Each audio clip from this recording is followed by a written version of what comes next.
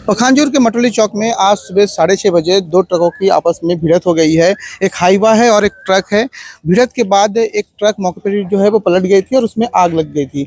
आग इतनी जोरदार थी कि उससे दूसरे ट्रक में भी आग लग चुकी थी और यहाँ पर जो है वो लगभग 2 घंटे बाद भी अब तक आग पर पूरी तरीके से काबू नहीं पाया गया है और आग बुझाने के नाम पर यहाँ पर सिर्फ एक पाइप से यहाँ पर आग बुझाने की कोशिश की गई है और लोगों द्वारा ही कोशिश की गई है। उसके बाद पुलिस प्रशासन पहुंची, हालांकि इसे पूरे रोड को ब्लॉक कर दिया गया है और यहाँ से यातायात जो है फिलहाल बंद है। अगर आप यहाँ कहीं जा रहे हैं पखानजूर से कापसी की ओर या रायपुर की ओर, तो आप जो दूसरा बाईपास रोड है वहाँ ले लीजिए। यहाँ से जो है फिलहाल रोड को बंद कर दिया गया है।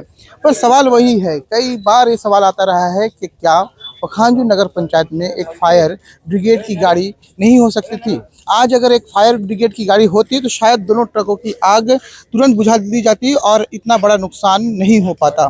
लेकिन कई बार मांग करने के बाद भी अब तक पखानजूर नगर पंचायत में फायर ब्रिगेड की गाड़ी नहीं पहुंची है।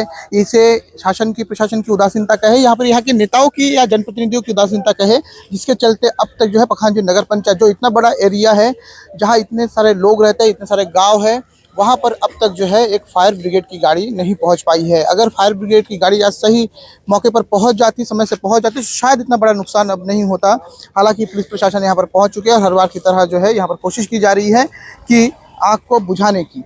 साथ ही यहाँ का जो पुलिया है वो बहुत ही यहाँ पर जो है चौड़ाई कम है, जिसके चलते से पहले भी दुर्घटनाएं हो चुकी है और अब फिर से एक बड़ी दुर्घटना यहाँ पर हो गई है। सुबह 6:30 बजे दोनों ट्रक विपरीत दिशा से आ रहे थे और ट्रक आपस में भिड़ंत हो गई, जिसके बाद जो है वो ट्रक में आग लगी। आग एक ट्रक में पहले लगी और उसके बाद जो है वो दूसरे ट्रक में लगी। हालांकि गनीमत है कि किसी की हताहत होने की कोई खबर नहीं है, पर सबसे बड़ा सवाल वही आ जाता है कि फायर ब्रिगेड की गाड़ी आखिर पखानजूर नगर पंचायत में क्यों नहीं है, जबकि इसकी जनसंख्या बहुत ज़्यादा है और इसके आसपास के इलाके भी बहुत ज़्यादा है। फिलहाल यहाँ पर यातायात बंद कर दी गई है और आग बुझाने की यहाँ पर कोशिश जारी है।